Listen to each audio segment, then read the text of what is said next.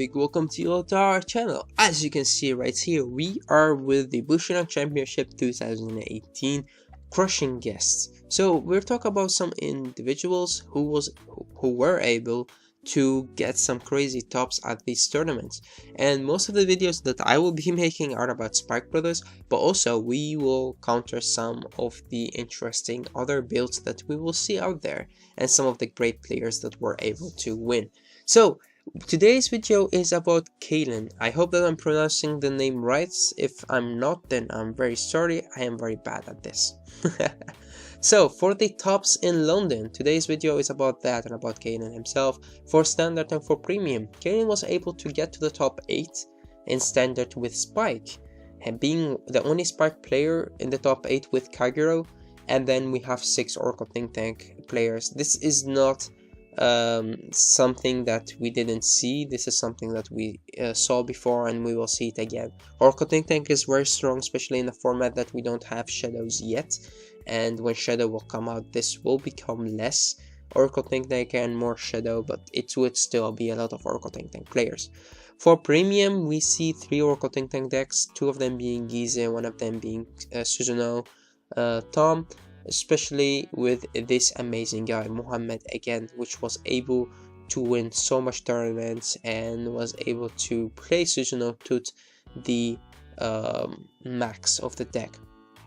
But then we have 2 Spike players, one of them being Cyril from France, who was able to win the whole tournament, and then 2 Blaster decks, so 2 Royal Paladins, 1 Grand Blue being Maxime Solomon, who was also able to get the buy in the Netherlands. He's an amazing guy. If you didn't check his channel out, you should definitely go. He's one of the greatest YouTubers that we have right now.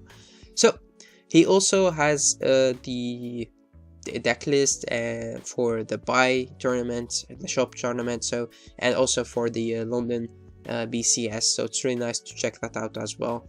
We also have that on our Facebook group.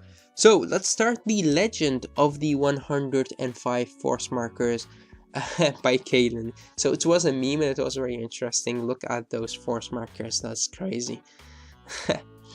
Of course, let's start with his deck list. For premium, we have the standard deck list, as we can see right here. So for the grade 3s, 4 copies of Juggernaut, 4 copies of Siegfried, followed up by 4 Spike Bouncer, 4 Braki, 4 Panther. It's a very solid grade 2 and grade 3 lineup, I agree with that. Then we have for the grade 1s, 4 Wonder Boys, 4 Commander, 3 Stratfallers and 2 Gyro Slingers. I would think that he could add some extra Gyro Slingers in here, because Gyro Slinger and Spike Bouncer do give you edge when you go to Agrius, but I understand why he played the 4 Wonder Boys, because he is a very big fan of Wonder Boy, Braki and Juggy, and that's also the reason why he played this deck, because as he told me, he is actually a Messiah player, but he liked playing Spike as well. And because he didn't want to make a very expensive deck, he already had the standard cards for Spikes. He only needed to get the strides, and then he was able to play the deck. And then he enjoyed the deck a lot, especially with the mechanic that Wonder Boy, Braki and Juggy had, and that's why I think that he definitely would play Wonder Boy at 4. For the 3 Stratfallers, very understandable, because you want to multiple ride or re-ride each turn to have more force markers, and that's why you need the Stratfallers to discard to stride with. For the trigger lineup, of course we see the 4 heals, and then we see 5 draws. Interesting, he had 1 draw in here, but he only play 3 stands, so the same as Living Proof, who was able to win the ARG, so congrats again. But in my opinion, you do need to add an extra Instructor. Just play Instructor at 4, play Gyro Slinger at 4, and play Spike Bouncer at 4. Those 3 cards does give you a lot of advantage, especially in the turns that you want to go to Agrius, or if you play the double break right deck as Cyril did. Then we have the new Mega Trainer. Of course, in this deck you run the new Mega Trainer. You don't want to search up your heals, and there is no reason to search up anything. So, and also you don't want to use the Counter Blast for that. So that's why I could definitely understand why you would play the new Mega Trainer. Then of course 3 copies of Agrius, as we can see right here. This is definitely not 3 copies, it's 4 copies, we don't see that in the picture. And then 2 Mirandoles, a very interesting choice but still very good. Mirandole, especially in the Gize matchup, does give you a lot of advantage because you could just go GB8 without having to attack. Then 2 copies of the GB8. Very interesting, he didn't need that, but he wasn't able to get dust, so he ran a second GB8. Why not? 1 Picro, definitely sometimes needed 2, but he doesn't really play a lot around Picro, so that's why he said the 1 Picro was enough. The 7 G Guardians again, because if you get the option, you could still go GB8 first, right? But you don't really get that a lot, especially in this deck when you can't really search up your heals, and you play the new Mega Trainer, so it is possible that you could get 2 G Guardians out and play another Sprites, but he didn't feel that that was necessary in this build, and I could understand why. So having the option to go GB8 earlier is nice, why not? So for his matchups, he wasn't able to get to the top 8 for premium, he was 9th. That's because of 2 losses that he got early. So his first game was against Luard, he won that because his opponent was able to rush him and he was put at 4 damage, but after that he was able to heal multiple times, and that's when he was able to steal the win. Then for the second game he plays against Grand Blue, his opponent wasn't able to stride, so that's when the momentum of the game shifted for Kaelan's advantage and he was able to win as well. Then in game 3 he played against Oracle Ting Ting Gize. He lost that game because he didn't use his G Guardian to go to the GB8. He was able to go to Hard 8, but he forgot that, or he didn't calculate it right, and that's when he lost the game. So he was very angry at himself because he lost that game and he wanted his revenge. But he played against Revengers in game 4 and he won that game as well. He said it was a very interesting deck, but for Spikes it was not that hard to win against. In game 5 he played against Zodiac Time Beast. Zodiac Time Beast is like a bomb. When it goes off and you can't stop it. So he lost that game. In game 6 he played against Grand Blue again and he was able to win that. And game 7 against Royal Paladins, Think Turbo, he was able to win that as well. And then he was finally able to get his revenge against another Oracle Ting Ting Gize.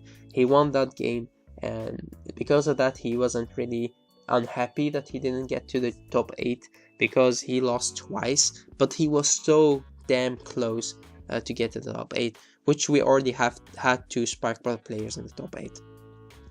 For his standard deck list, we see that he played almost the same build. So he add the extra draw and take out 1 crit, so you only have 7 crits and 5 draws, which is nice to have the extra draw in there. And the extra card that he wanted to play as a tech card is Unite Attacker. I played that myself as well for now, because I think that Unite Attacker is a very good choice, especially against Kagero. And as we can see later on from his matchups, that he also was able to win all of his Kagero matchups. So the first 2 games he had a buy card, which was good. It does give him the opportunity to relax, sit back and play. And then his third game was against Oracle Ting Ting. He won that game, which was very impressive, because Oracle Ting Ting is still a very hard matchup for Spikes. But if you could rush them the right way, if you have the right cards in your hand, and if they doesn't heal, then you could steal the game. In game 4 he played against Kagero, and in game 5 as well, and Unite Attacker did his work, especially in game 5, and when he used a lot of his Wonder Boys, a lot of his Brackies and Chuggies, and from that moment on use Unite Attacker and just filter out your whole deck to put a lot of triggers out there, and that's when you could win the game. And then he played against Oracle Ting Ting and he lost that game. Against Oracle Ting Ting, still a very hard matchup. so he wasn't able to take that game. And then against Tochikaze in game 7, he won that, so this is a mistake. He didn't lose that game, he won that game against Touchies, because the Touchies player had to G assist, and from that moment on he also had to ride into Death Racks, and the momentum of the game just shifted because of that, and Kaelan was able to steal the win. And then in top 8 he played against Novas. The Nova player was so close to get to the top 8, but Kaelan was able to win, and then he went to the top 8. In game 9, so in the top 8, he played against Oracle Think Tank, and he lost that game, which was very unfair, because he had a very good early rush, but his opponent was able to heal twice, and because of that the rush goes bye-bye, and the Spike deck will become less and less strong whenever you go in the late game, because you lose most of your strong cards like the Barakis and the Juggernauts, and your Wonder Boys will have already been used as well. Because of that, the Oracle Think Tank deck will still become stronger and stronger, because it makes more pluses, it gets more PGs to the hand, and it could always go to Deer. And for you, the Spike player, you can't really do a lot.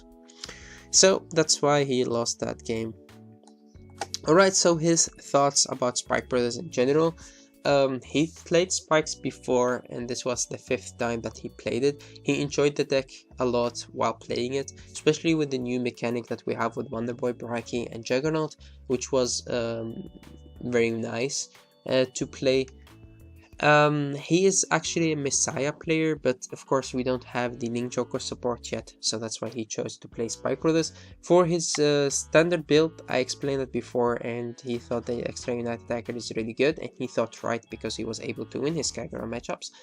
And for Premium, he didn't want to pay too much for a new deck, and because he already had the standard stuff, he thought, alright, why not to get the strides and make the deck. And he made the deck, he played the deck, he enjoyed the deck, and he thought, well, it's very strong, especially after the ARG tops and tops in multiple tournaments. People would like to play Spikes even more right now. And it's also a bit easier to play than before, especially if you use the standard V mechanics, then it's easier to play. His thoughts about the formats: he thought that the standard format was very interesting and really nice to play. You have less decks, less clans, and each clan represents something now. It has its different characteristics, and that's why it's very nice to play against. So the matchups are very interesting, and he liked Spike, as I said, because of the new mechanic as well. For Premium, he thought the deck is interesting because it minus itself and still makes multi-attacks, but for the format itself, for the Premium format, he felt that the format was very stupid. Some of the matchups are very unfair, some of the other matchups are very unfair for the opponent. It's interesting that you can see different decks, different builds, so that's interesting about the format, but the format itself, the decks, some of the decks, what they could do was very, very stupid, as he called, and I do have to agree with that. So we talked about different things, and we went also deeper into his matchups. If you're interested in hearing his thoughts about something else, or about the matchups itself, you could ask him, or you could ask me, and I would try to answer you. Also, I asked him a very important question, which I ask every Vanguard player that I play against, which is, why do you like to play Vanguard? He said, well, it's the first card game I've been able to stick around for, and he actually enjoyed the game. He also made a lot of friends while playing this game, and for the 3 years that he playing the game, he still enjoys it, and that's why he said it's not that long. I mean, if you compare it with other people that play this deck for like 6 years, but he still thought for 3 whole years he enjoyed playing this game, and that's why he keep playing it. And of course the team league in 2006 also kept him in the game. He enjoyed that game as well, or that format as well. And since that locals, he had a lot of fun to play against different people, make a lot of friends. And also he said that it was very funny that when he told other people that he spent like 80% of his money on this game, that people would think, well, you're crazy, why would you do that? And he was like, well, I do enjoy the game a lot, so why not? So it was a great guy to talk with. I had a lot of fun making this video, and I hope that he had also a lot of fun talking to me. It was really nice that he was able to get the top in standard, and he was so close to go even further, but again he was really unlucky in that game. And in premium he did great, and we will talk about the other two top 8 for spikes, and also some of the others like Maxim Solomon, Mohammed. We'll talk about them as well, that they were also able to get to the top 8 in premium. So thanks guys for watching. I hope that you enjoyed this video. Remember to go to our YouTube channel, Facebook group, and check us out. Stay tuned for more Crushing the Meta. Till next time.